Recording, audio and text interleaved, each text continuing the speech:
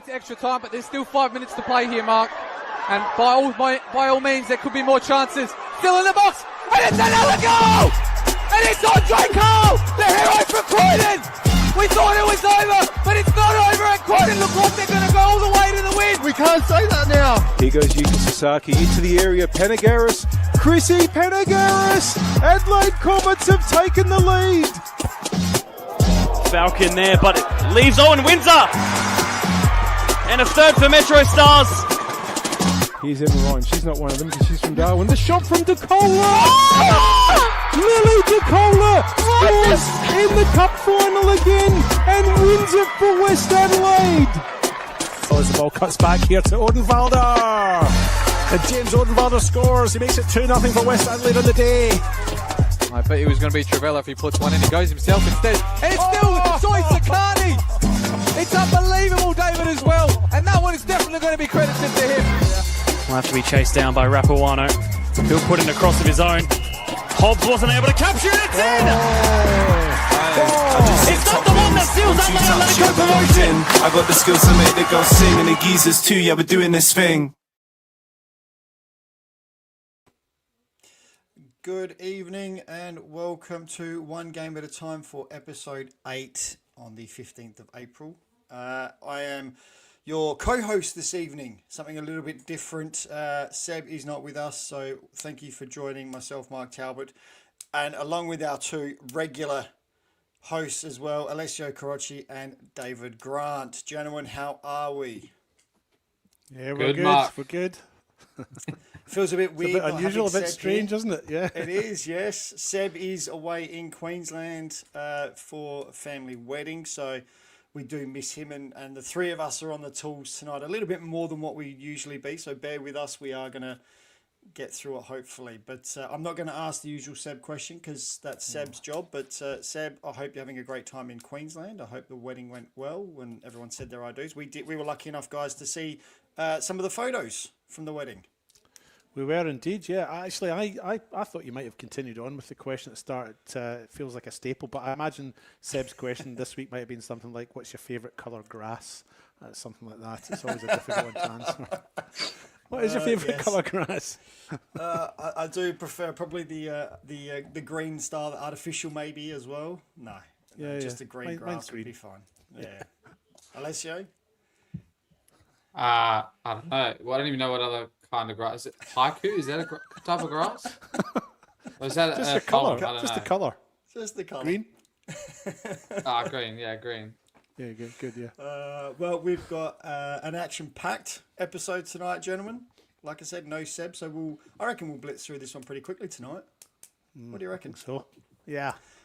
Shall we launch straight into it? Let's go to our picks of the week. We're going to start with Alessio. Away you go, mate.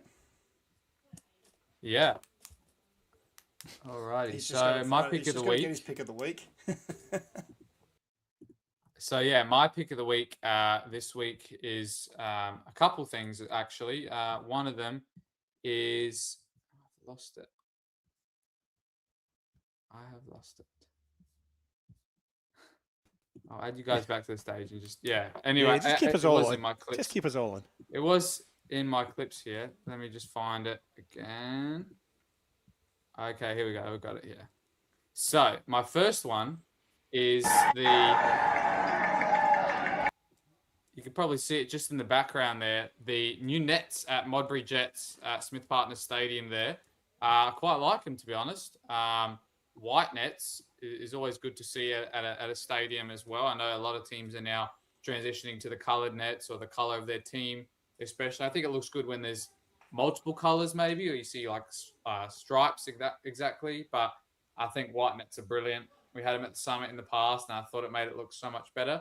But yeah, it's awesome to see they've done this. And I think hopefully the next update for them there is maybe some resurfaced artificial because it's looking quite tired. I don't know how there's lines on an artificial pitch, but obviously it's from a lot of use. The next pick I have as well for my pick of the week is what I believe is a new song from the Salisbury Inter Soccer Club. Just about to come on screen now, I think. Yep. Here we go.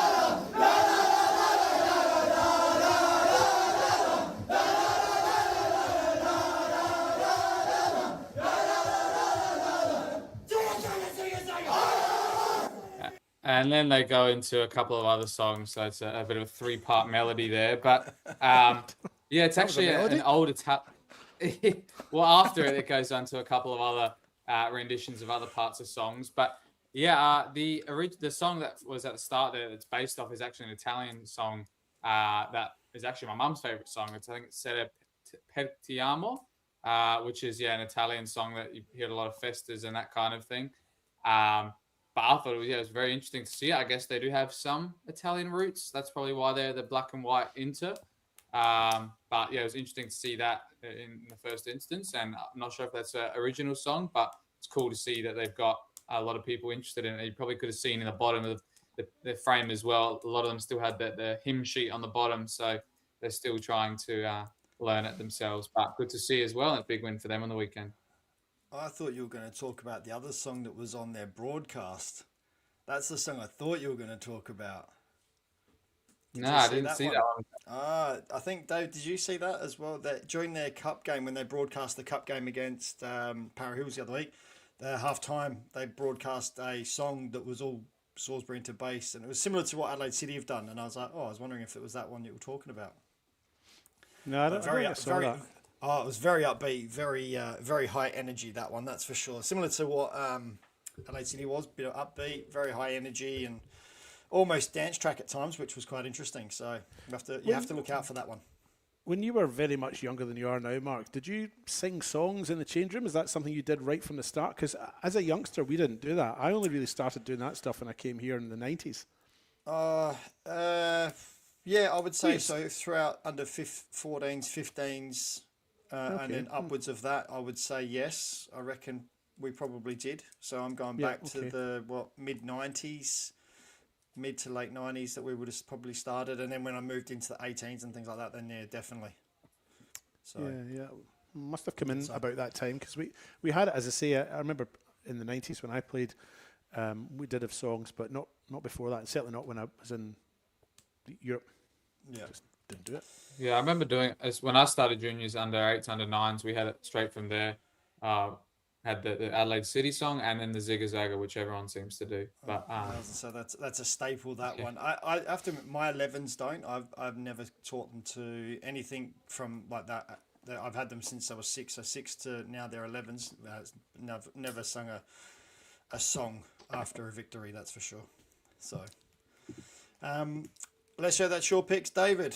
Let's move on to your picks. What do you got for us this week?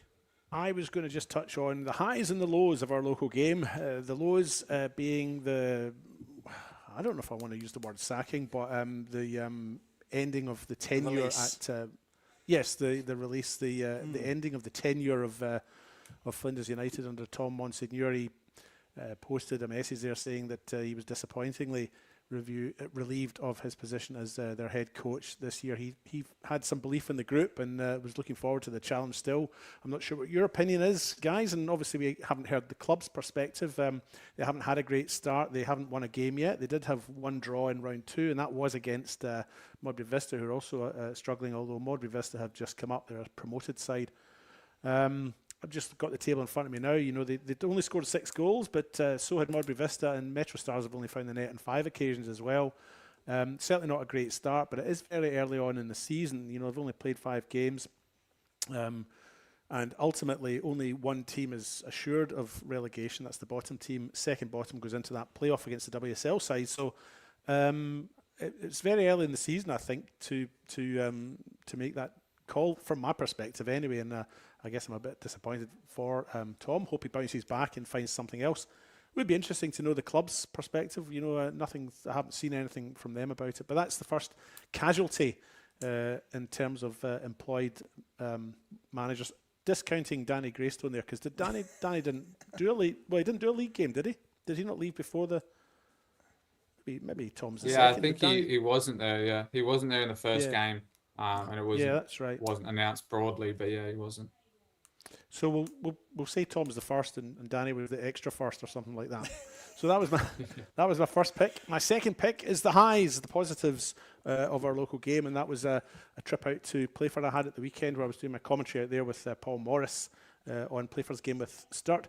The star striker they've got, Shota Babasaki, who is still their top scorer in the league, did a little hamstring injury and came off the park around the 77th minute mark, and he was replaced by Rhys Jurjevic. Excuse me if I haven't pronounced that correctly.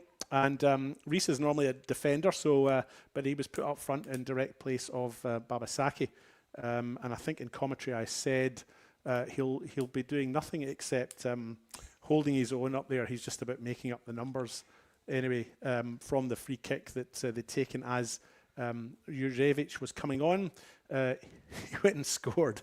So with his first touch of the game, so that was going up front, which I think is an unfamiliar spot for him. But I guess if they're 1-0 up, if he can just be a presence rather than do anything else, that might be all he's required to do. I think he's a defender, isn't he? He is, yeah. Yeah. Pratt's free kick comes into the middle.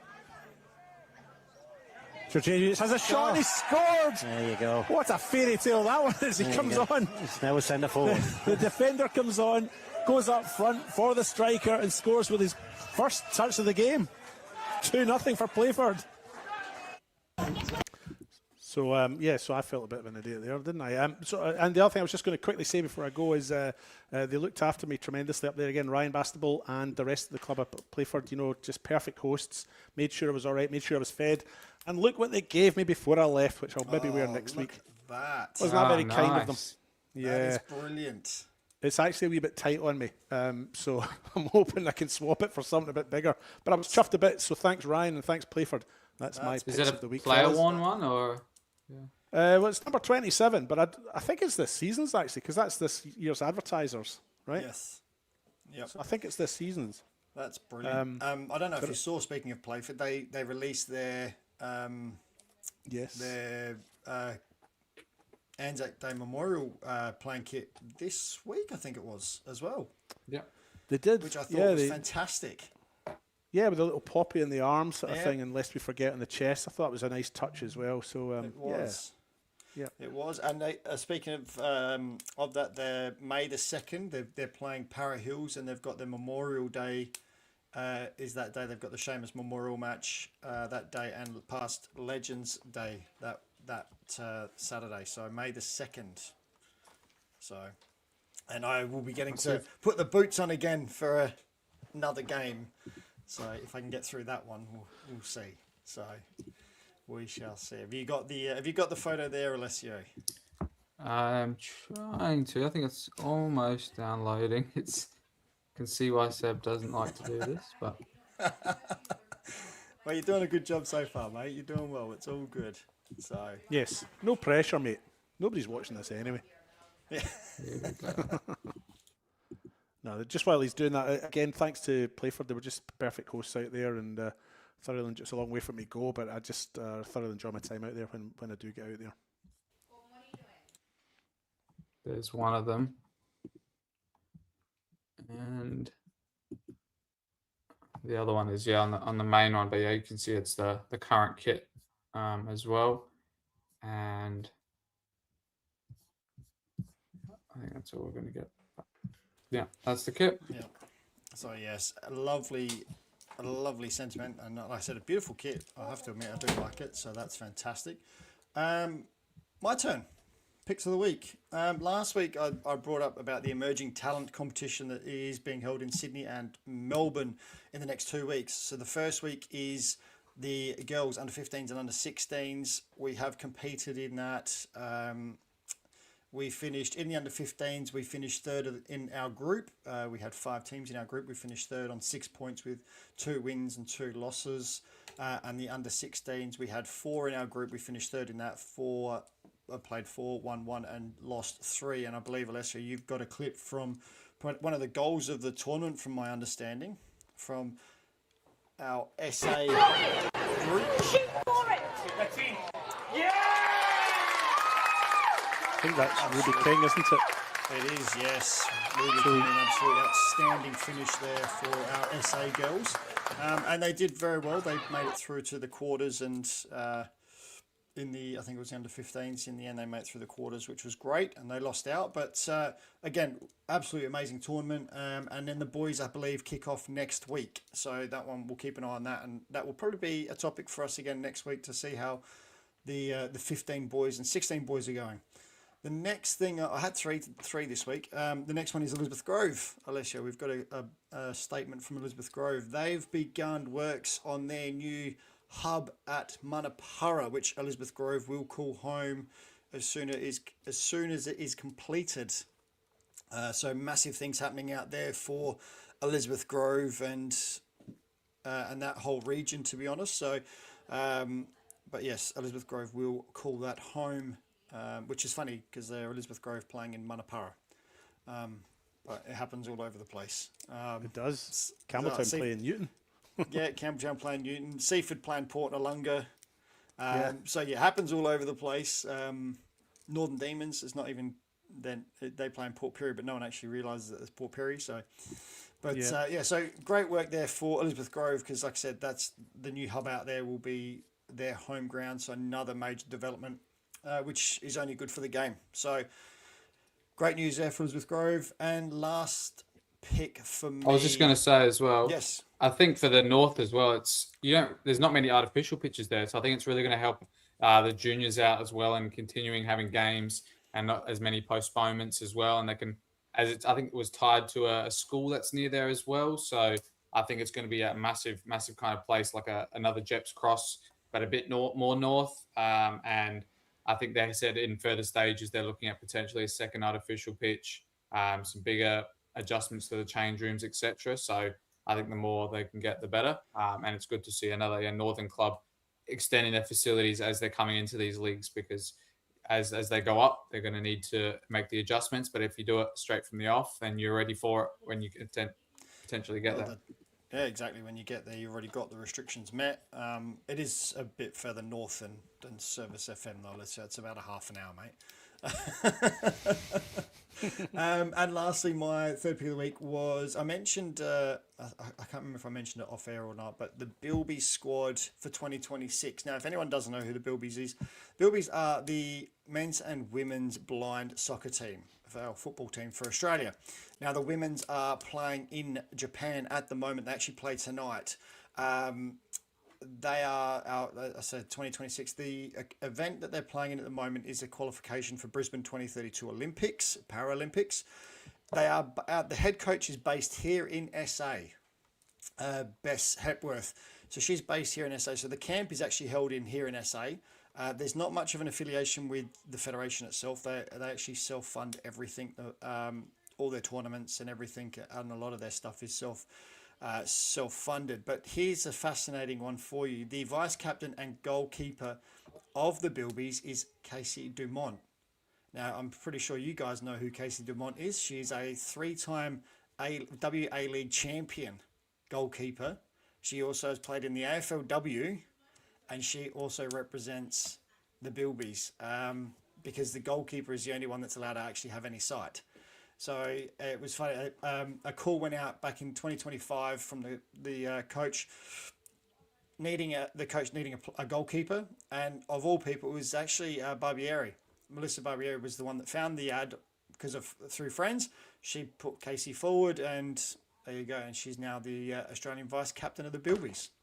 And like I said, they'll be playing tonight. So hopefully they get the wins, and they need to qualify for 2032 Paralympics, which will be fantastic. Which leads me into the next bit. Our guests this week, most people probably haven't heard of these guys, to be honest. I know David, I know Alessia, you boys probably hadn't before I mentioned it. We've got the gentleman from 2AM joining us this evening.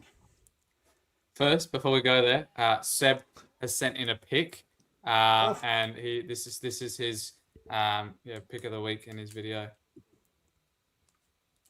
Hello, you're joining me from very sunny at the moment. Port Douglas up in the north of Queensland. Just checking in, of course, unable to be with you. I would say I'm sorry not to be there, but to be honest, it is quite nice not having to deal with the three of you for at least one night this week and letting the three of you take the reins, which I'm sure will go swimmingly well.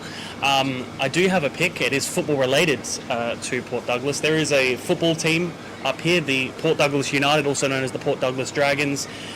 They play at Raider Park. If my research was suggest, I tried to find what league they played in, but I just could not find that information wherever I tried to research it.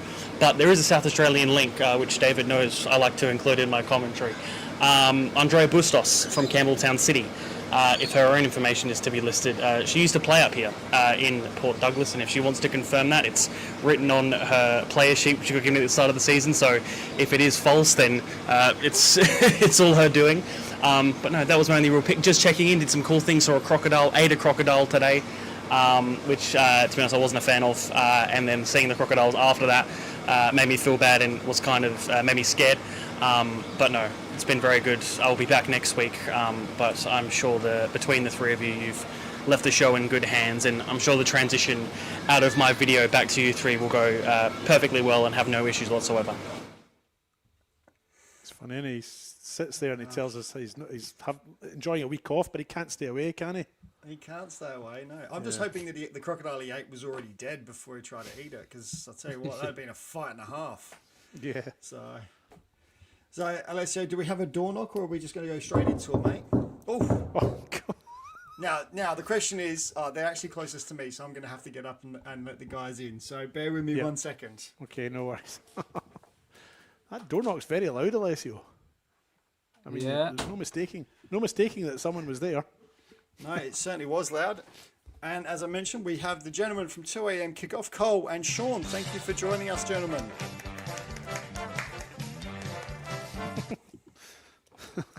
Alessio, make sure they're That's not the not right one, mute. but That's great. there you go. Hey guys, Good. How are you guys going? brilliant. Good, thank you. Excellent. Now, Cole, you're in the white. Sean, you're in the black t-shirt, or looks like a hoodie there. Both with Hoodie. 2 a.m. kickoff. 2 a.m. kickoff. So we're going to jump straight into it.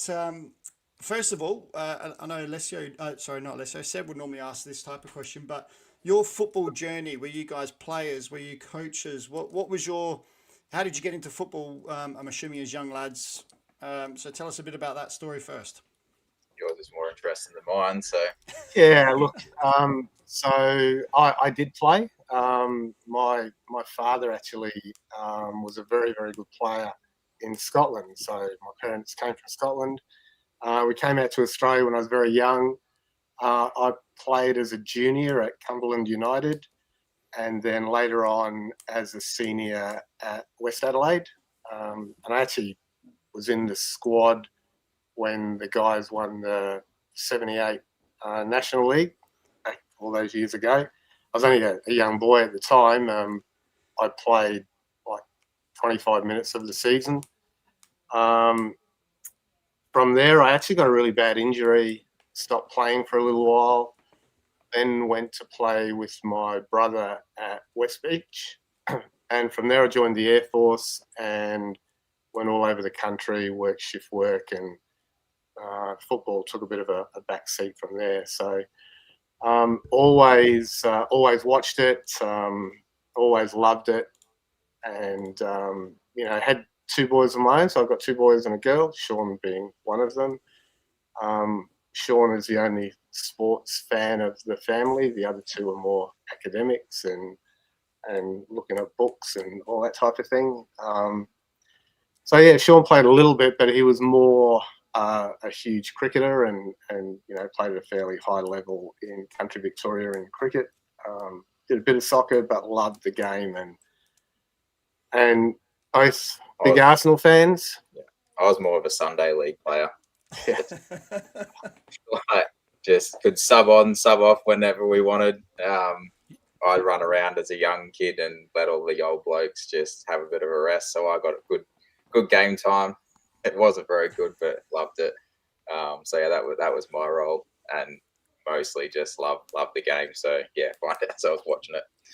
Yeah, and from there, our love really was you know, we're a bit diehard. So we actually watch, we're big Arsenal fans. We actually watch every Arsenal game live. So it doesn't matter if it's 9 o'clock at night, 2 o'clock in the morning, 6 o'clock in the morning, we're basically there. You know, I don't think Sean's missed a game for years. And I think I only missed three through work having to travel.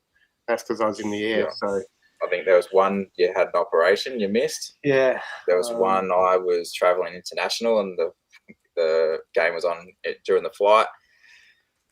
And yeah, for ages, I don't think we've missed a game. So yeah, Jeez. You're more dedicated than I am, and I'm an Arsenal supporter, but I'm not that dedicated. I Yeah, get no, up to we the games. can. I Yeah. get up to the games I can. it's fair enough. It is tough. We do it. You just got to do it. Yeah. Well, yeah. that We find leads ourselves not being able to sleep, so it's kind of like, well, we're just going to get up and watch the game, and we used to just text each other. Dad used to live in Victoria, and I was in South Australia, and so we text each other. And he moved over here, and we set up this bar. We call it the Emirates Bar, and yeah, so we get a big crowd here every night. That's the way it should be. That which leads into my next question. You've got the reason we got you on. You've got a brand called 2 a.m. Kickoff. One, how did the range come about? And two, why the 2 a.m. kickoff? Which kind of you've already alluded to, but yeah, how did the clothing range come about, and why the name? Yeah, so speaks for itself. Really, we were there at 2 a.m. in the morning, and we're like, surely there's other people here that watch the game just as passionate as what we do. And then we're like, 2 a.m. kickoff. It just, the name sort of just came to us naturally. And then I suppose about the gear, we both aren't huge fans of wearing jerseys out and about. And I know I pigeonhole a lot of people when I see them in an opposition jersey or whatever. I shouldn't, but I do. I just think bad thoughts sometimes. and I kind of thought, you know what, we want some gear that we can wear that's football, that is a little bit more humorous as well. I grew up wearing a lot of like the skate brands and all that, so I still do wear a lot of that stuff. So I just wanted something football related, and it just flew from there. We would yell at the TV like, "Come on, ref!" Well, that's not a penalty, and whatever. So like the quotes sort of just came from when we were just picking up what we were saying during the game and going, "There's other people yelling at the TV the exact same thing." So yeah, that's how it kind of pretty much come across. I'm a graphic designer. I've been for like 14, 15 years. So I just, sit there and come up with all the ideas and whatnot. That's basically, in a nutshell, how it all started. So yeah, and then obviously the motivation behind the designs is that sort of skater streetwear look then, really, because I've noticed there's a big heavy theme around the designs of skeletons and things like that. Like I've got a pair of shin pads that I bought for my lad, which are keeper's ball, and there's just this bone hand coming out of the ground. So obviously that's a lot of the motivation is from your early childhood then in that skate arena. Yeah, definitely. Like I grew up wearing Mambo. Like Santa Cruz is a big brand these days. All that sort of stuff. Like we just wanted to go, let's give something totally not just like as far away from jerseys as you could possibly get. Because you go down to the skate park and you see Messi jerseys and Liverpool, and you get to see, and I'm just like, I know these guys will want to wear other stuff too. So that's where it all went down with the skeletons and the zombies and whatnot, and also it fits into the 2 a.m. middle of the night stuff, because that's when all those ghosts all those ghosts and ghouls would be around at that time of night. So it kind of ties in. So, but then we've also tried to slide in a few like minimalist stuff that adults can wear, like that are just quotes or whatnot. So. Yeah. Or the shirts you're both wearing now, just a simple 2 a.m. kickoff logo across the front. So, however, what's on the back? Are they simple backs, or have they got one of the designs? Yeah, on the back, these two at the moment are simple. They've got nothing on the back. So yeah. So we are trying to cater for everyone, really. Yeah, No, definitely. I mean, I've got my 2 a.m. kickoff jumper, so I couldn't wear it tonight. It wouldn't show up on the screen and stuff like that, and it was ridiculously hot in my room. So I was like, yeah, I'm not wearing that one. I spoke about the Bilbies earlier. Now, you guys are involved in the Bilbies with the women's side of the Bilbies. How did that come about, and what's your involvement? Yeah, so look, Bess Hepworth, who coaches and manages the team, she bought some of our gear, really liked it, and she contacted us one day and said, could we help out with some sponsorship? And it's actually one of the things that we believe in. We believe that as a business, you actually have to give back to the community. And we did it the year before. We've only been going just under 2 years, but in our first year, we actually gave quite a bit to local teams all around the country. So Beth came to us and we thought, okay, well, yeah, let's have a look at this. And she wanted us to go down and look at one of their training sessions. So I actually was able to go down. So I went down and, you know, I had never actually watched blind football before. And to see these people train and work and the passion they showed actually really took me back. I'd never seen or experienced anything like it, and especially when, you know, they can't see. And so, look, we said, look, give us your wish list. What would you like? And they said, look, we've got 2 playing strips, but we have to use one for training and one for playing, and so we don't have too much other stuff. And so they gave us their wish list, and which was some training gear that they wanted, some polos to travel in, and some hoodies. So and a bag, an overnight bag, and so we came back and we went, yeah, well, you know what, we'll do that for them. And as you know, their mascot is the Bilbies, but they didn't just want a Bilby, so Sean actually made a design for them, and which is a little bit more dramatic, I guess, than a nice little Bilby. Yeah, they basically came to me and said, look, we do have a logo, we want to redesign it, because they loved our take the shot cannon, that one right there. And they're like, we want something crazy, go for it, sort of thing. So I just went, yep, sweet, let's go. And yeah, so we yeah, and they named it Blaze, and they really appreciate it. And we're actually really proud to be associated with them, because I've been around a lot of professional athletes and elite athletes, but I've never seen the passion that these girls show. I was really taken back. When they set up their core to train, they have to set up their training facility every single time, and they've got these big long boards which are like 20 kilos each, and so they're taking them out and they're bringing them back. They're physically moving themselves, Incredible. and they're just doing it every single training session. They put them out, they put them back in, and that's before I think it takes about half an hour, 40 minutes before their training session. And then they got to do a training session, and then they got to put them all away. They do not think about it at all. So it's incredible. It really is. Like you when you meet them and you talk to them, you just go, oh, these guys. Yeah, you've got nothing to worry about. First class people. Yeah, really are. So we're actually humbled to help them. Yeah, and because a lot of it is self-funded. I did notice that when I was looking through some of their stuff. It's all self-funded, so that's just amazing. Alessio, I know you said you might have a question or two. I'll jump across to you. Go for it, mate.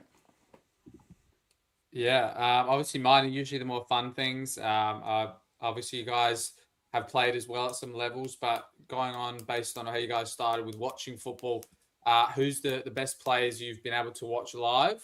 And that's live in person or live on your live streams of Arsenal games. And yeah, just some specific memories you remember that really stick in your minds. Oh, I'm going to say one of the best players I ever saw was Neil McGackie. I'm going back a long way. Some of you guys are going to go, who the hell are you talking about? I think probably, well, one person that sticks in my mind, and the reason West Adelaide won National League is for the goalkeeper, Martin Crook, at the time. He was absolutely out of this world. So for me, they're probably the two players that stick in my mind. But, you know, I'm going back 45 years, guys. I'm gonna just go the Arsenal road because I haven't seen too much, that I can really, bounce off there. But I got two for actual technique and skill-wise. I'm gonna say Santi Cazorla, and then for actual, and this is gonna be a controversial one, but I absolutely love him. We've got a little goal of him on our little stand where we put our drinks. Lacazette, to me, his charisma was just unbelievable. The way he'd score a goal and his swagger as he would just walk off with the fluidity of play, just loved him. I know that's probably a bit controversial in terms of how good he was for us and all that, but yeah, I just loved him. So yeah, that's the basis of most of my question. If you want to go on, David or Mark, if you got another one. Yeah, I was just going to quickly say, Alessio, is the West Adelaide stand the Neil McGackie stand? Is that am I correct? Yeah. So there you go. And obviously, we all know Martin Crook. I was fortunate enough to be coached by him when I was a kid. I actually grew up with one of his sons as well, actually, who was a fantastic goalkeeper in his day. Who then actually Stephen went on to play cricket in the UK, and actually was one of the best ranked in the county leagues actually in the UK. So anyway, David, on to you. I've got a couple of questions for you. So just to be clear, you're South Australian based then. The business is based here, but you distribute across Australia. Do you distribute internationally as well? Not at this stage. It is something we're looking into, but we wanted to, I guess, test the brand and make sure that, you know, it was going to work. And we believe it does. And the amount of comments we get from people saying that what we're doing is absolutely outstanding and brilliant and keep it up. We actually think that we probably can go international with it, and we are looking at that now, but at the moment, testing it in Australia. Yeah, there's lots of things that go in, like the advertising, all that sort of stuff. It's kind of like we're just trying to not grow too quickly just trying to keep it all in-house where we can and all that sort of stuff. So yeah, there's a lot of logistical issues that we want to just try to get right before we really conquer the world. There's no point conquering the world if you can't conquer your own little backyard. So yeah, true. And whose idea was it first? Cole, was it yours or was it Sean's? Who came up with it first? Oh mate, I have about 1,000 ideas every day.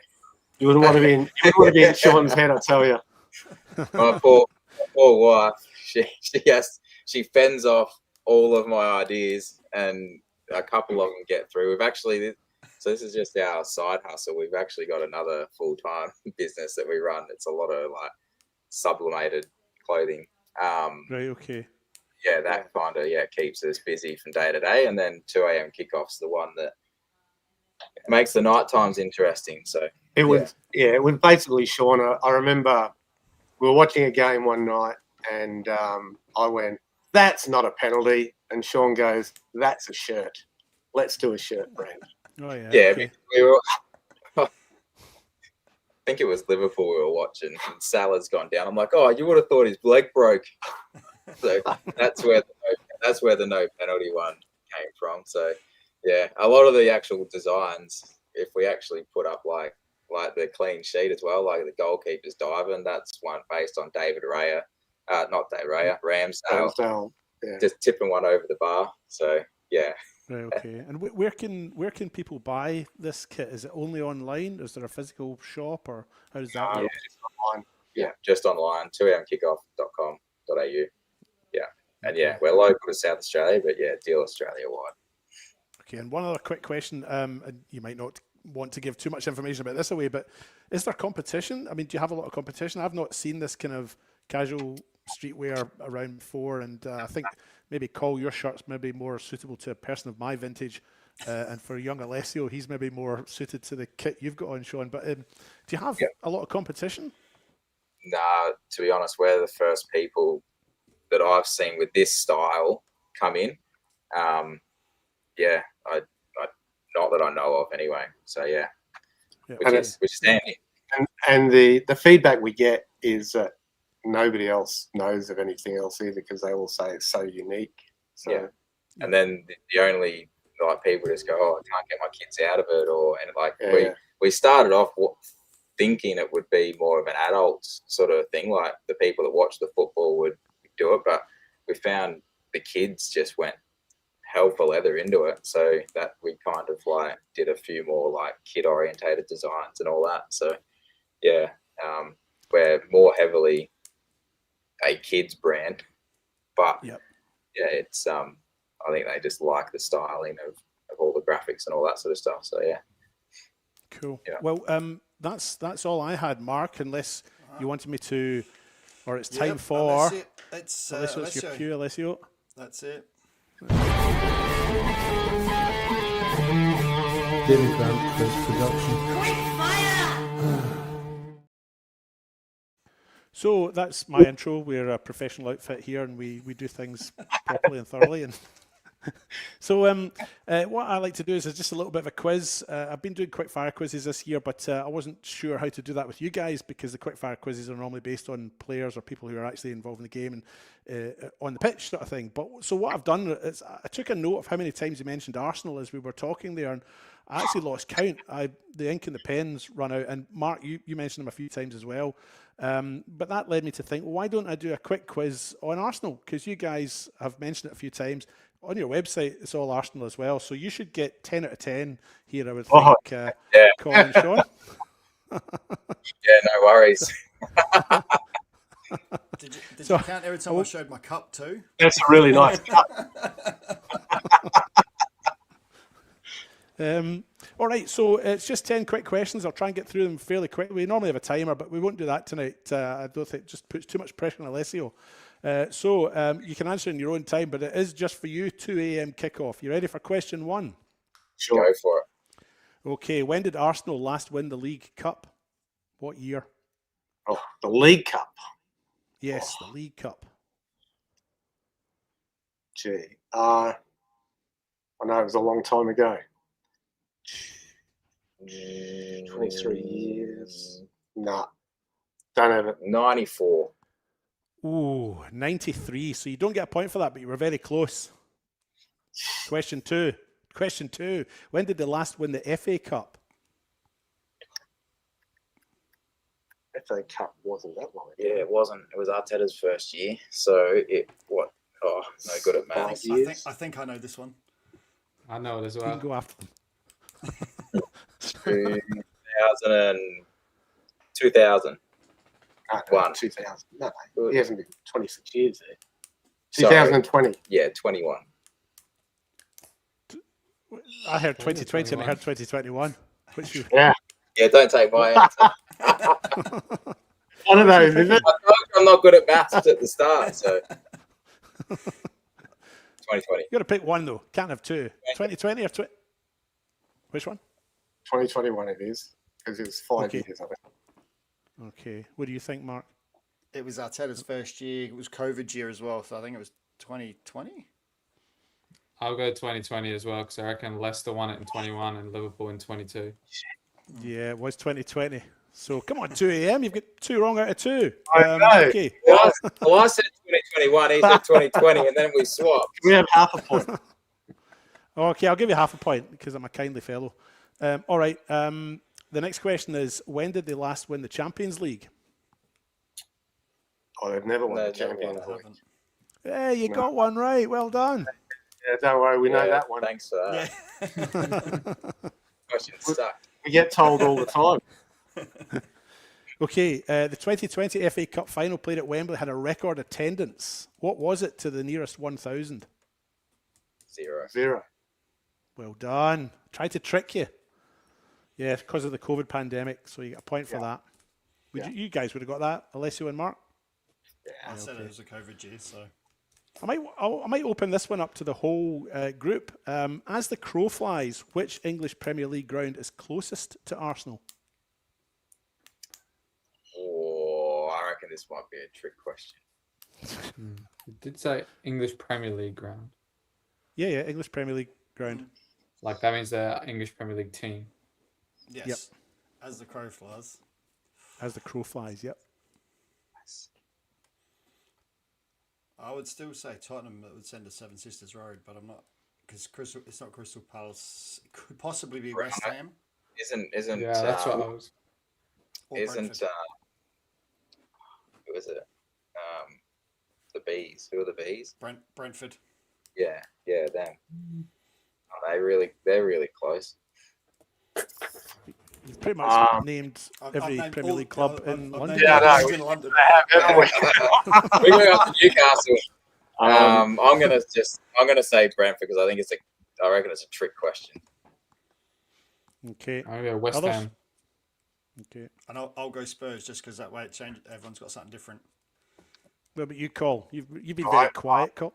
I would have said Spurs as well. Okay, well, I measured it today in Google Maps, and Alessio was correct. It's West Ham. West Ham's ground is 6 kilometres away. Tottenham's is 6.2 kilometres away. Yeah, right. So, okay, let's make it for the whole floor. Who has made the most competitive appearances for Arsenal ever?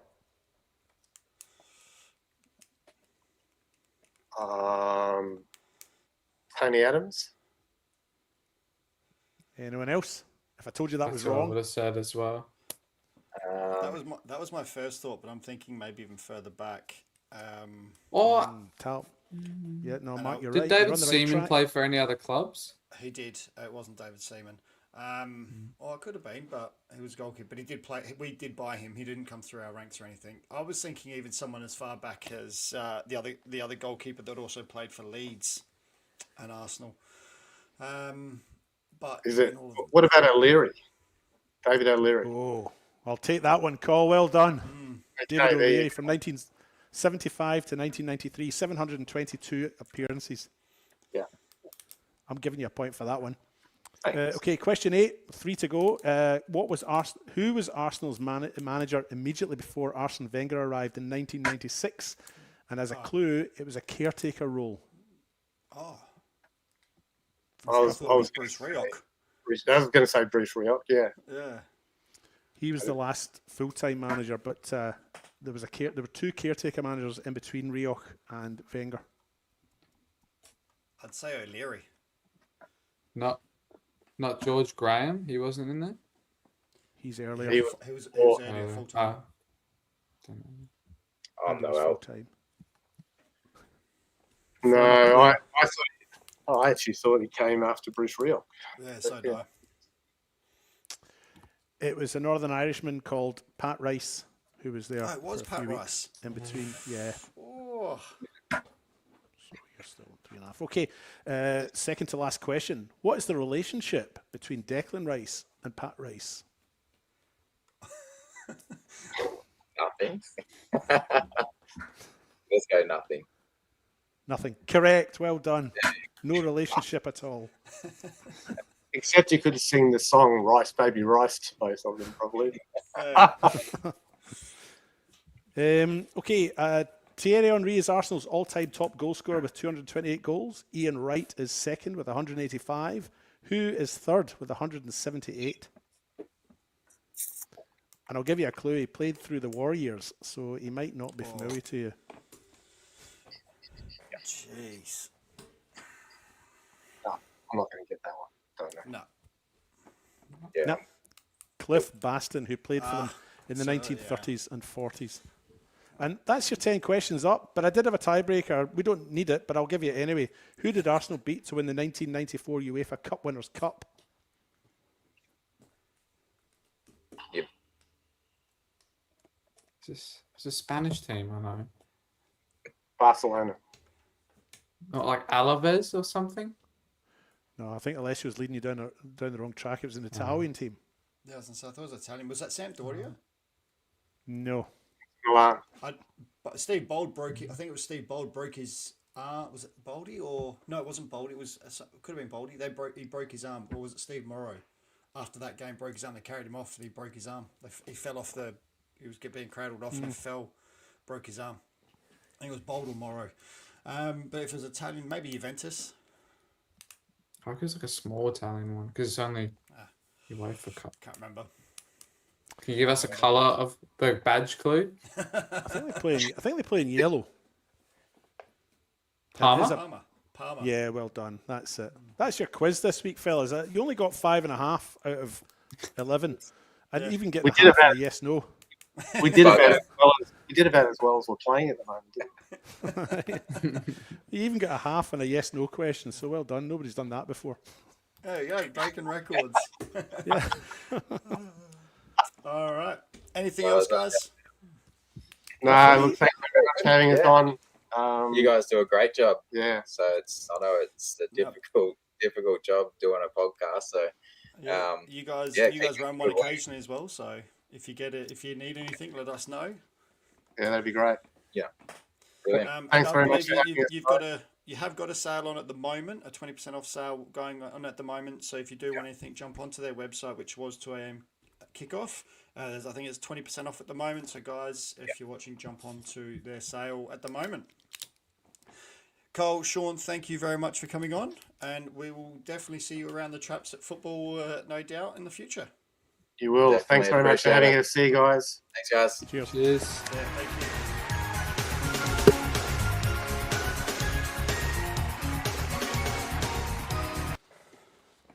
Well, they were guests with a bit of a different angle, weren't they? Well done. It was. That was very good. Very Interesting. good. Now, Interesting. David, I'm done. I finished my hosting duties. It is on to you, my friend. Wow, the pressure's on. So this is where I take over. So I'm going to do the bit where we talk about the results from the previous week. And we're going to start with State League 2 in the north, where Port Adelaide won 2-0 at home to Barossa United. Elizabeth Downs lost 2-0 at home to Podsyne Eagles. Salisbury Inter 1-0 winners home to Modbury Vista. Gawler Eagles 3-0 winners against Elizabeth Grove. And Angle Vale 5-2 winners at home to Northern Demons. Mark, would you like to start with one of these? And I suppose the Angle Vale one is the one that leaps out the page. Well, yes, it does. It does. But I also liked the other result. I mean, we'll start there because obviously it is a big result for Angle Vale. What's fascinating, 2-0 down after 10 minutes in, they were Angle Vale 2-0 down. But I tell you what, an absolutely devastating, I think it was 10 minutes, actually 11 minutes. It went from 2-1 to what was it? What it finished? 5-2. Angle Vale literally 23, 29, 34, 30, 31 minutes goal scored. Bang, bang, bang. Hardy with a hat-trick. And I think it's just the pure shell shock of that probably really just took the wind out of the sails of Northern Demons, to be honest. But massive win for Angle Vale, not only in terms of score, but just what it does for their season. I mean, that puts them up to 4th. They've now won 2 and lost 2. So huge result there for Angle Vale. Demons, back to the drawing board for them after that round. They might be able to just wipe it off as a blip because they've been doing, like I said, relatively well up until that point. They'd won 2, drawn 1. So yeah, that was probably a very surprising result in the end. The other game that probably did pique my fancy as well, as I've just got to bring it up, is the Port Adelaide result. They got another win this week on the weekend. So that's a second, I think that's 2 wins for them now.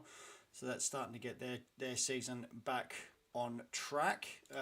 They didn't start the best, I have to admit. That's probably, and they'll be the first team to say that. I'm just going to bring up the ladder now for the north. I had the south up, the north. So Port Adelaide, like I said, 2-2 now. So just behind Angle Vale. So it was a good result for Port, like I said, to come off 2 losses. They've got their 2 wins. So big result for them.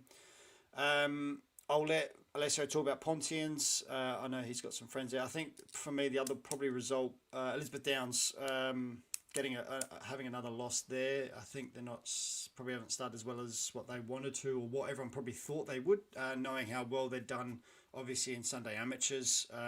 But they're just 4 games, only 1 win and a draw at the moment. So it's not too bad. It could be a lot worse for them, but I think everyone probably expected a little bit more from them. And I'll let Alessio jump over to Pontians because I know he's got some friends there that he continually tells us how good they are doing. And Alessio, go for it, my friend.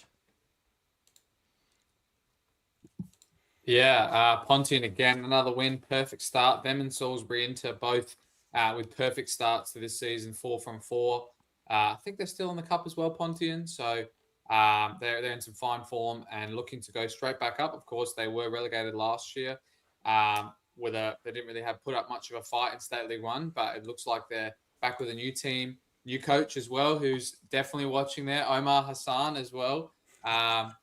He's been posting on Facebook and he always watches our page. So hi to you back home. You're doing well. We're hoping to see you in State League One next year if you guys do well throughout the finals as well. But yeah, I think the other results, of course, a big clash there between Salisbury Inter and Mulberry Vista, 2 clubs that we always would have had in the top 2 of this league, but Mulberry Vista have really not started so far this season that well, and they're still struggling. Hearing some murmurs of maybe a couple of changes as well around the place. And they're not confirmed yet, but we will see them as they come out. Otherwise, the only other game that you hadn't talked about, Mark, was it Port Adelaide Barossa, or you had talked about that one? Very briefly, the fact that they got a good win. So yeah. Otherwise, then we've pretty much gotten over them, as well as the Gawler 3-0 win over the Grove. Thought Grove would probably put up a bit more of a fight. We've seen him get some good results in the last couple of weeks. But Gawler, who are also in the cup, were the toughest of tasks against playing Adelaide City at home. They got a nice, good win there against Elizabeth Grove to have some form into their season as well. I think they'd yet to get a win this season, so that was their first win of the league season, which is good to see. Cool, good. Remember, guys, we're on a tight time track here. We need to keep this moving. All right. So now to the south. Alessio, I'm going to go to you first for this one.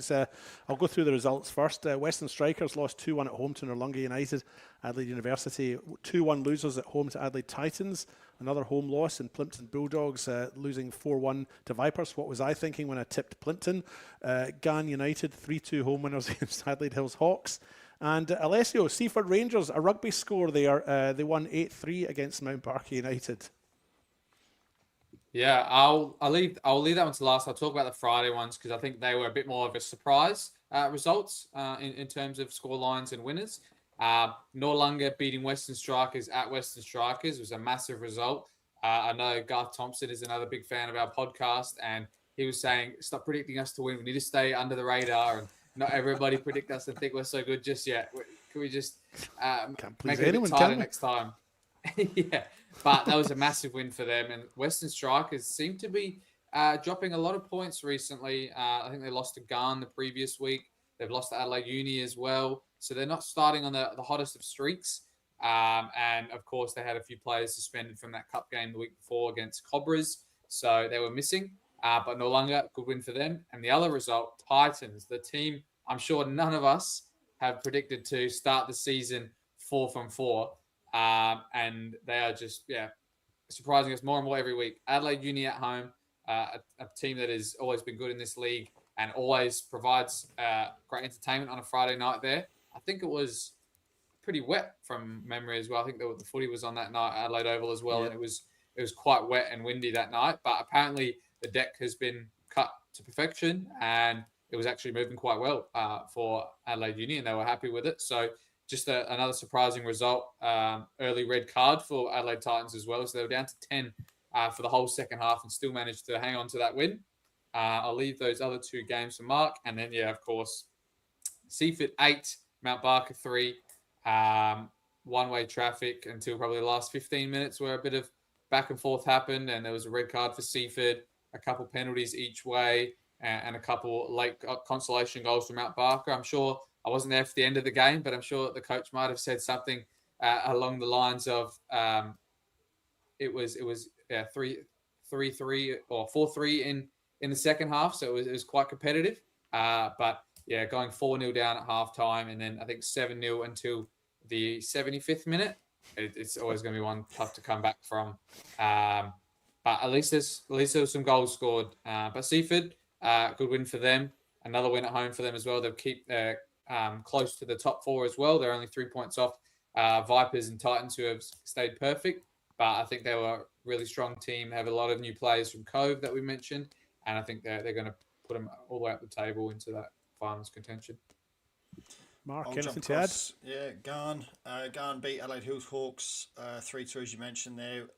That's Strugglesville for Adelaide Hills. I mean, they're down the bottom there without a point, along with Plimpton. Plimpton are a new side that have come up, so you sort of go, they're going to take some time. Like all new sides, are going to take some time to get in. But Adelaide Hills Hawks just struggling in general. Obviously maybe not got the players, maybe not the coaching, maybe they're rebuilding. Who knows at this stage? We don't get the insights of that sort of thing. But the Hawks have got a lot of work to do there, going down to Garn. And then Vipers continuing on their merry way, as you mentioned, undefeated at this stage, 4-1 over Plimpton. Again, I think Dimmy's doing great things out there. It's his first major gig on his own as head coach, and it seems to be going very well for them at the moment. Like I said, sitting currently top with 12 points and a goal difference of +9. So not a bad start at all for the Vipers. The one thing I just 1-0 down as well, which was I'm not sure if that was what you were saying, David, but yeah, they were 1-0 down in the 10th minute, and the goal scorer got a yellow card in the same minute. So I wonder if he's taking his shirt off 10 minutes into the game or not. But that's something you don't see very often. I think even the Garn one, they were 2-0 down to Hawks when they pulled that one back. So there were 2 comebacks as well for that game. I was just going to mention with the Hawks, they haven't been losing by much. They've lost 4 games, but 3 of those games they've only lost by a single goal. And the other game they lost by 2 goals. I think it was 2-0 in round 2, if my memory serves me correctly. So I still think they'll get a win somewhere, but I'm not sure where or when it's going to come. But anyway, we'll move on to the Women's State League, which is something I can probably talk to you a little bit about. I'll just go through the results first. Adelaide Jaguars winning 3-0 at home to Elizabeth Grove. South Adelaide and Adelaide City in a shock 1-1 draw. Western Strikers lost 1-0 at home to Sturt Lions, and Modbury Jets 1-0 winners at home against the Cove. I guess the first one to go to is the obvious one, which is the 1-1 draw down at is it Sullivan's Beach? Is that the suburb that South Adelaide play in? Yep. There you go. So yeah, an own goal, I think, for Demi Trethaway. Not for her, she's the one that put it in for Adelaide City, and then Evie Simmons Sinclair scoring for South Adelaide. So I did have the pleasure of Paul Morris's company at Playford in commentary on Saturday, and we talked a little bit about it. Look, at the end of the day, I think he's the first to acknowledge that what counts is the end result and how many times you put the ball in the back of the net, but I think he was bemoaning their lost chances. They had many shots on goal, just unable to put them in, and South Adelaide obviously defending well to keep a side that we all considered to be on course to do very well this year. Mark, on you go. On top of that is South had a send-off as well in 56 minutes. They played the last 30 minutes or 30 plus with a Downer player as well, managed to hold on. And I was talking, funny enough, you were talking to Paul, I was talking to Benny Dale on Monday night, and he was saying that their goalkeeper was a 13-year-old debut. Wow. Yeah. Wow. They're missing some players because their regular goalkeeper is away at the moment at the Emerging Talent tournament. Yeah. Well, I mean, I think City are missing a couple from that as well. I think Millie Scott's maybe away with that as well, but not as an emerging talent because she's an established talent. But I think she's there as in a mentoring role. Yeah, mentor role or something like that. But yeah, so great result there for Souths. Yeah, absolutely. So the top 2 teams win. Sturt and Jaguars both won. And now there's a 2-point gap from Jaguars in second down to Adelaide City. And Jaguars play Adelaide City next. That's the next game coming up. That's a 6-pointer, isn't it? Because if Jaguars can get a win there, suddenly there's a 5-point gap between the top 2 and the team in third. The other thing I was just going to mention was Modbury Jets in the bottom of the table clash with their 1-0 win against Cove.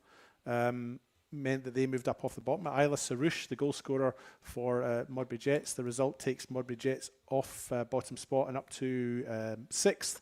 They're on 5 points in the bottom 2 sides, South Adelaide and Cove, sitting on 4 points each. 1 win each and 1 draw each. will we move on to State League 1? Have we covered the women's State League adequately there? I think Yeah. we've done quite a you good got it. job, fellas.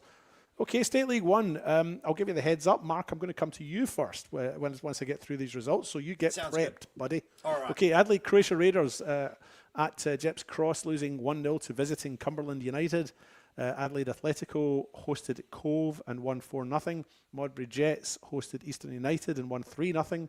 South Adelaide 2-1 winners at home over Adelaide Blue Eagles. Salisbury United 4-1 losers at home to Adelaide Olympic. And Fulham United finally getting a win.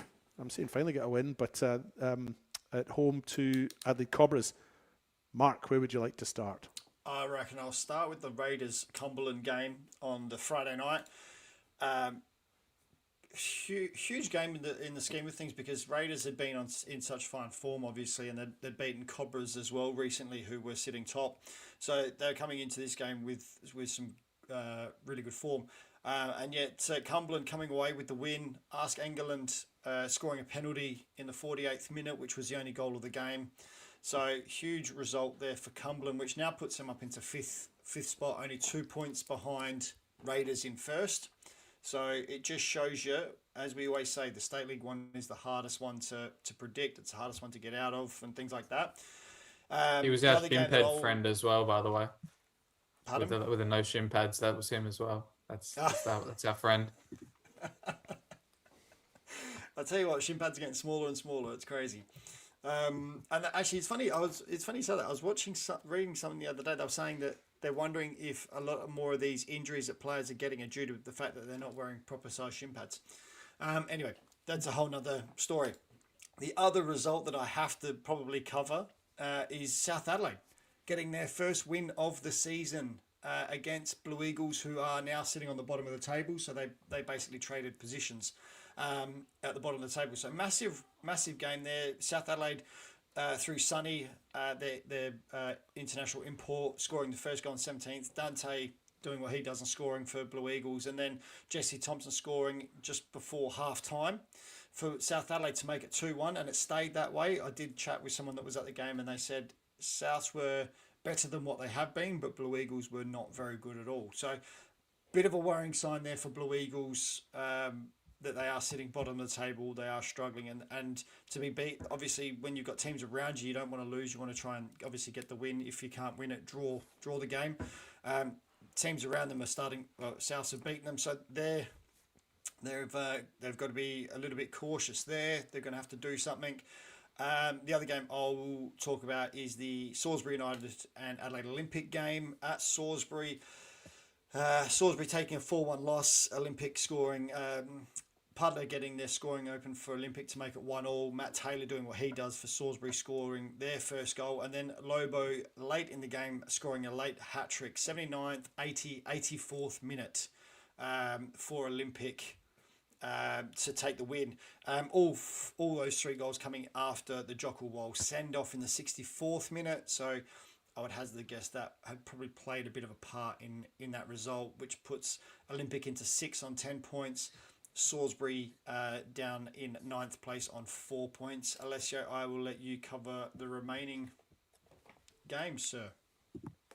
Yeah, I'll talk about obviously a massive result. I guess we didn't all expect. Some of us had the winner to be Atletico, but not by this margin. 4-0 at home. It seems like they're getting quite a few wins at home as well there.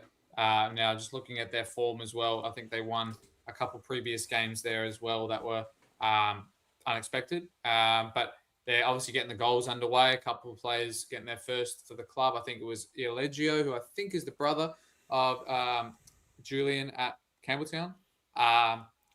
Matt Mayo, who had a great scoring run at the end of last year to help them to promotion, has got his first goal as well. And a send-off for, it looked like a strike there by JJ Ryder. I've actually got some of the footage from these games now as well.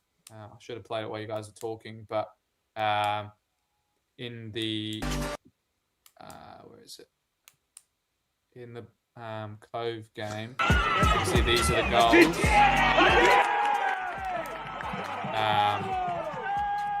But yeah, an interesting little end there, and it's not going to help them out either because there's look like there's many goals coming from anywhere else at Cove at the moment. So they're going to struggle with that to go for the rest of the campaign, and who else can chip in with a few. But I think that was a major result for them, and for Cove, it just goes to show that their form is vastly different away from home as well. I think there's a strike from JJ in the back play there. Straight away, the referee could see it as well. So yeah, it's going to be difficult for them, and unfortunately for him as well, they're playing his old team, South Adelaide, next week, so he's going to have to miss out on that occasion as well, especially at Cove's home ground. I'm sure that they're expecting a big win and a big turnout too, so he's just going to have to try and keep his mouth a bit quiet on the bench if it gets sparked up against South Adelaide. The other game I was going to talk about as well was, of course, the Fulham versus Cobras game, which was played out at West Beach, where, again, you're saying they finally got their win, but in the last couple of matches, they've been scoring goals for fun. And in the cup as well. I got them mixed up. Sorry.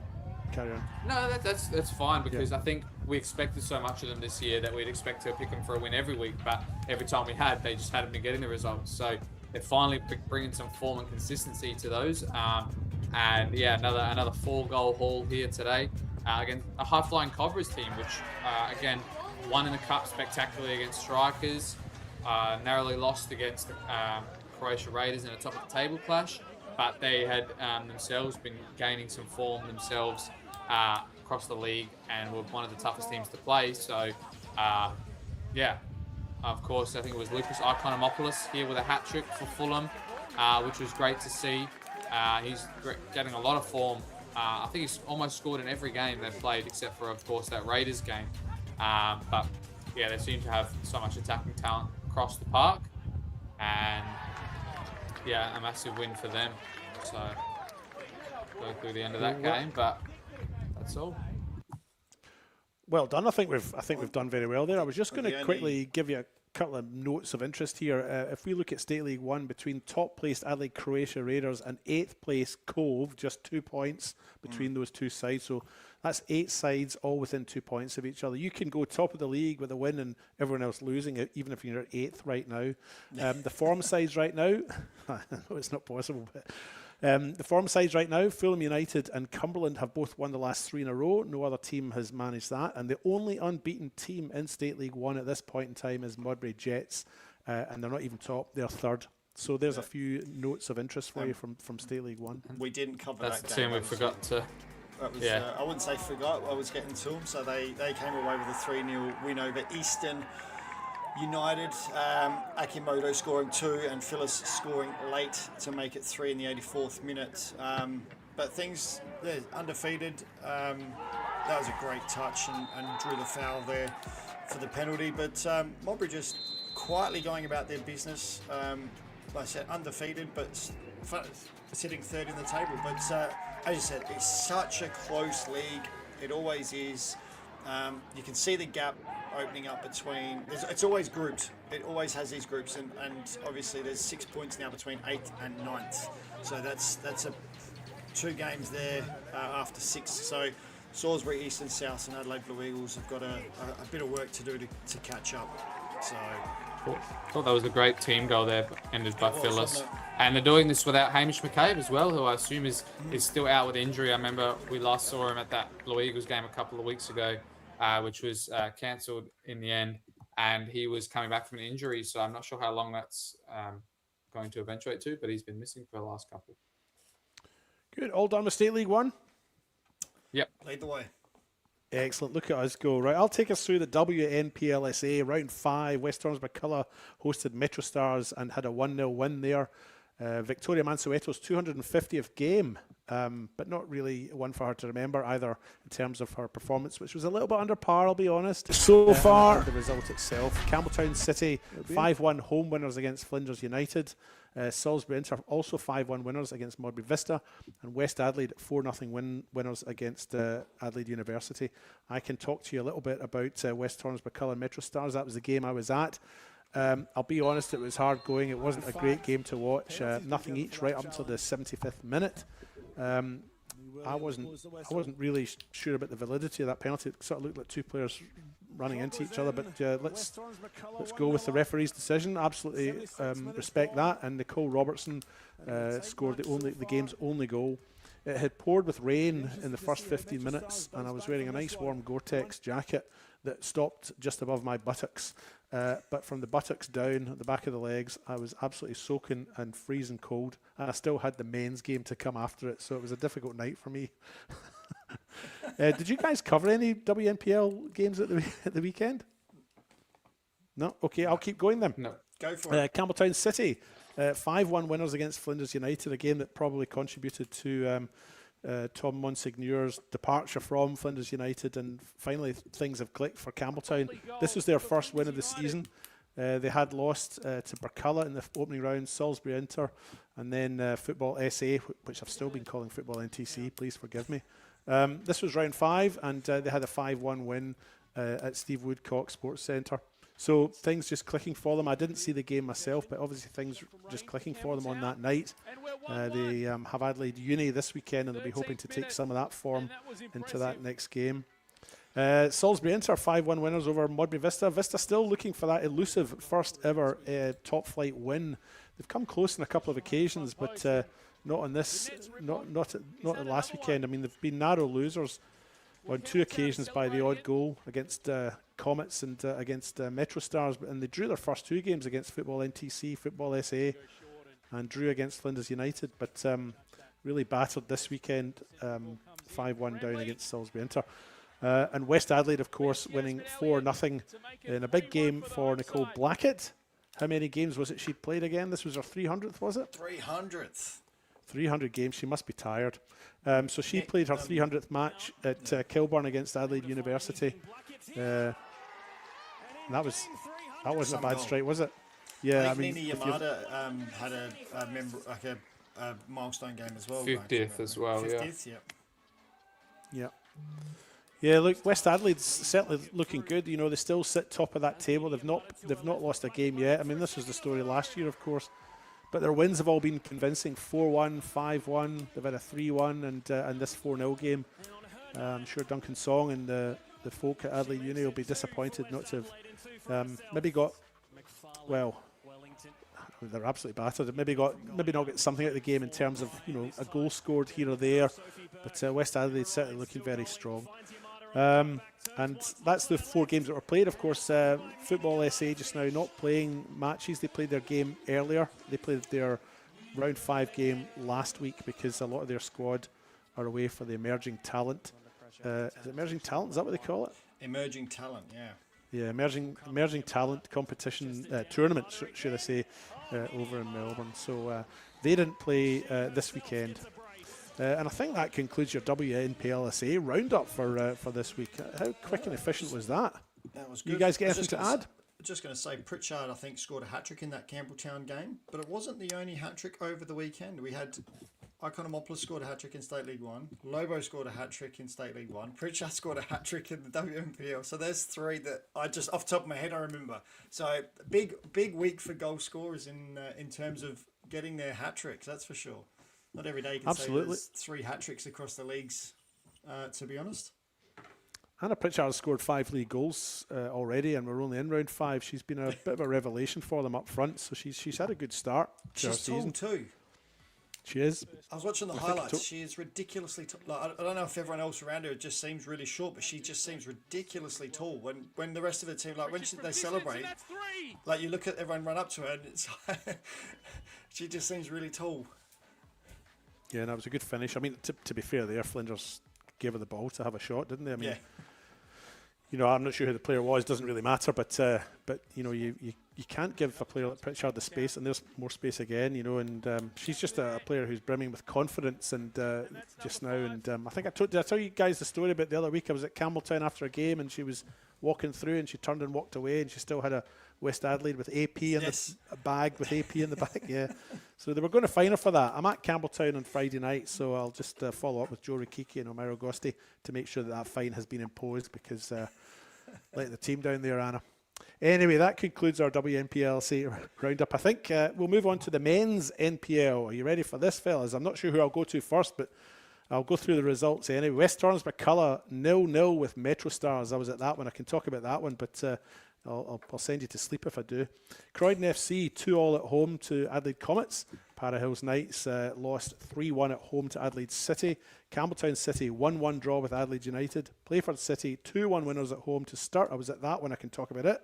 And West Adelaide 0-0 with FK Belgrade. Very low scores this week. 2 0-0 draws and a 1-1 draw as well. Who would like to go first? I'll go first then. All right. I was at Jack Smith Park on Friday night for the 0-0 draw with Metro Stars. Wasn't a great game. Really slow going. No goals. It was a night of goalkeepers for me. Both the goalkeepers, Nicholas Harpus for West Torrens McCullough and Cody Ostreich up the other end for Metro Stars, were in fine form. And Mark, wake up! Sorry.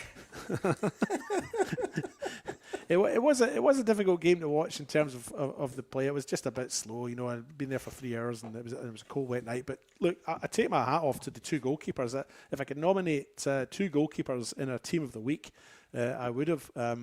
They were just in absolute fine form. Both of them pulled off some magnificent saves, and that made the trip worthwhile. The other game I can just quickly talk about is Playford City's 2-1 home win against Sturt Lions. It was a slow first half, to be honest. But half time, the game lit up. Isaac Mullen scored a penalty after he was fouled by Asefa, who had otherwise had a very good game for Sturt. And then Playford got a second one through Rhys Jurevich, who'd just come on for the striker Babasaki, and literally with his first touch to the ball scored. And then there was a very late consolation goal, as it was, from Rodriguez, I think. Let me just double check. Yeah. It was. You're right. It was, okay, yeah. And at the time, it sort of took us by surprise. Myself and Paul didn't even pick who the goal scorer was. It was a header, and it was a very good header as well. It made the last couple of minutes very interesting because that goal was scored with literally a couple of minutes left on the clock. But it wasn't enough, and Playford with the win there. 2-1 for them, and that concludes the report that I've got for you. Oh, this is the header. Ball comes back over, crossed in the middle. I think it's Maroney's cross. Just a well-placed header to the far post to beat Luke Ostby, who's, you know, takes a good shot or a good header to beat him. But it came out of the blue. We weren't expecting it, so our apologies on commentary for not calling it at the time. Well, we did call it, but we were like, oh, didn't see that coming. Anyway, who would like to talk about their game now? Oh, I can go next if you like. Talk about the Croydon Kings, or what they were called the Croydon Kings, but Croydon Poloni against Adelaide Comets. I was there at Regency Park on the Saturday, and it finished a 2-2 draw. Croydon took the lead through Passy John. This is the first goal here. Beautiful, well-worked goal in the end. Passy John's effectively sitting by himself in the back post. Maverick Lombardos for Comets scored an absolute cracking free kick, to be fair. I think he probably caught Margouche out here because he lined up and hit it very well. And then Comets took the lead. Gon McKenzie came on at half time. He scored in the 51st minute, and then another substitution, Oliver Trimboli scoring to make it 2-2 in the 80th minute. The game was. There was no major highlights as in it wasn't overly exciting. Yes, it finished 2-2, but Comets make it 2-1. As a bank of four defenders, like two banks of four, they very much set up as though they're trying to make sure they get points. Not playing to produce the football, but just trying to get points because they're sitting so low on the table, just trying to, basically, effectively just trying to survive, really. And that's what it was. Croydon had most of the ball, and Comets just sort of sat back, allowed them to have the ball, and then defended when they needed to. So it was, I think Croydon probably feel hard done by based on possession, but it was, an okay game.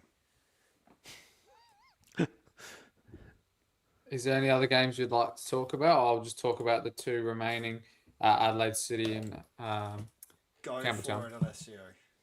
I'll talk about Adelaide City Campbelltown. Of course, I wasn't on any games this week, but I obviously saw some of the results as well as the goals come through as well. I think the first one, the Campbelltown Adelaide United game, I mean, both teams are looking for some more points as well. I mean, for Campbelltown, they're conceding a lot of late goals. Josh Murray again on the score sheet as he has been in the last couple games in a row, which might have solidified his selection in the team of the month at the moment. But for Campbelltown, yeah, they just got to do some more work defensively. I know they've got a lot of outs and injuries at the moment. We're still yet to see Marino, Elsie, and a couple of others as well come back from their injuries, but conceding another late equaliser in this game after conceding a few against West Adelaide to make it 4-4 in that one and 1-1 in this one. A late red card here from Malwal Nicola. Clear hand on the throat there of young Elegio, and he was showing his marching orders. Unfortunately, it wasn't much of the game left for that to really impact things, but hopefully it gives it another chance to some more youngsters to get a shot in the NPL team. Elsewhere, the other game was Adelaide City Para Hills. Perfectly, it goes right into it here. And interestingly enough, there was a couple goals scored from Adelaide City, but probably a couple more they could have. Of course, Assad continuing his good form in front of goals as well. A simple finish there into the bottom corner. And it looks like they obviously changed a bit of the lineup as well. Skamitsu getting a start in this game. A couple of others. Kitano, though, no matter how many minutes he gets, he always finds the back of the net. He's one of the most underrated players, I think, at Adelaide City at the moment. Compared to all the big stars that have come in the recent couple of transfer windows, I think he's been one of the best imports they've had in a long time.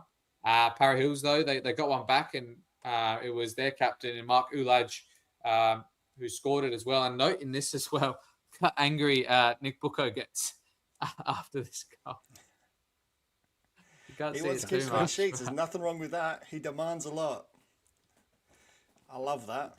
Because the fact is, he's right. It should have been dealt with wide. The ball should never have got there. So I like that. Yeah, and of course, a lot of teams have come to Para Hills and kept clean sheets. So to concede to them is something I'm sure they're not wishing to do. Elsewhere, another great goal there from Yuki Kitano. Again, he's just scoring a lot of goals, and this is probably the form that led him to come to Adelaide City from Marconi and probably got him to Marconi in the first place, being such a lethal finisher. Very fit player as well. He doesn't really miss too many games as well in the league. And yeah, it got them the victory there. And I picked that perfect result too, so I was happy with that. Was that just at the end there, celebrating Kitano's goal there? Did I see Nick Bucco hold Kitano's head and then wipe the sweat back off? So he's got his head here. Love you, Yuki. You've done really well. And now I'm just going to make sure that I get rid of all of that sweat. Well done, fellas. So that's. I was going to say, one more game. The last game is this one, yeah. Again, Adelaide and Beergrad. Sorry. Bit of a dull fest. Go for it. I mean, a lot of us were expecting big things from this one, as we would have been for the Metro Bacala game as well. Some good saves, I suppose. There wasn't too many, I guess, in the highlight reel to post for this one. But a 0-0 draw, both teams can be happy with a clean sheet. But I think a win would have really progressed them up the ladder more than just holding out. So, well done. And so to that ladder, only two teams winning and getting 3 points this week. That was Adelaide City and Playford City. There was multiple draws right across the board. I think 8 teams drew, and 2 teams, of course, lost. Sturt and Para Hills that had played. The 2 winners in Adelaide City and Playford City. So draws, it's just full of greys for draws. The informed sides are still the top 2, West Torrens, Bacala and Adelaide City, yet to lose a game. No other team has achieved that, although City have had 2 draws in the course of their run. West Torrens, Bacala still sitting top by 2 points on 16, Adelaide City second on 14, Playford City third on 13. And then you've got Metro Stars on 11. Looking a bit tougher again for the bottom sides, although Comets did pick up a point. They now have 1 point, but they're well adrift, or comfortably adrift, should I say, of Croydon in 10th. And Para Hills Knights still to pick up a point, let alone a win. I guess we now look at our tipping, and Alessio, maybe you will provide us with an update on how we did last week and our current total tallies. Yes, another good week for all of us, above double digits for all of that. I picked up 17, Seb 16, David 13, and Mark 13. David picked a correct result. I think it was actually David who picked the Adelaide City men's perfect score. Seb picked the Vipers men's perfect score, and that was the only 2 of the weekend. That puts scores on the doors. Mark still retains first spot with 141 points and 16 perfect scores. Seb's in second with 139 and 13 perfect scores. I'm in third with 133 and 11. And David's in fourth with 123 and 9. I reckon I might have been all right if I hadn't backed Plimpton. Well, I won't be doing that again. I'm just glad that I haven't got a team to actually I need to pick this week because we didn't have any football. We didn't have a team on this week, so I don't have to. I can go for whoever I want this week. Excellent. That's true. Yeah, you can be honest. You don't let yourself down. Okay. Well, look. Our producer's already pre-picked the games that he thinks we should pick. We're just going to go along with that, I suppose. Yeah, aren't we? that's fine. He's got to have some input sometimes. You know. It's just he's sitting up there sipping his pina coladas. He wouldn't even know what a pina colada is. No, probably not. No. It's a dance, he says. It's a song. Okay. It's a drink. No, you know that, Alessio. Look at that cheeky little grin on your face. All right. From State League North, State League 2 North, Elizabeth Grove and Elizabeth Downs Alessio, you're going to write this. You're going to write these down? Yeah, I've write it down. Yeah, I've got it. Oh, you write it down. Okay, good man. Elizabeth Grove and Elizabeth Downs is the game that we have to predict from that one there, and I'll keep the faith with Downs. They've let me down on 3 occasions out of 4, but I'll keep the faith with them. I'll go Elizabeth Downs to win that one 2-1. I'll go Downs 3-2. I'll go Downs 4-2. Okay. Elizabeth Derby, that. It is. And then in State League 2 South, the game we're picking is, the game we're picking publicly is Vipers and Adelaide Uni. I'll probably go for Vipers winning that. I've actually picked against them a couple of times, and now I've been converted, if that's the right word. I've transitioned. I'll go for Vipers winning this one 3-1. I'll go Vipers 4-1. I had a chat with the uni coach this week, and he said, "Can you please tip us not to win, so we can win?" Because so I'm going to mess with that, and I'm going to go 3-3 draw. Okay, to the Women's State League, and the game we're picking there is Adelaide City, currently 3rd, and Adelaide Jaguars, currently 2nd. It's a big game, this one. I had a very open and honest conversation with Paul Morris at the weekend, and I said I'm going to not pick you this week. I'm going to go for a Jaguars win in this one, and I'll go for 3-2. I'll go 2-2 draw. I'll go 3-2 Adelaide City. Okay, to State League 1, round 7 there. And the game we're picking there is Cove at home to South Adelaide. Oh.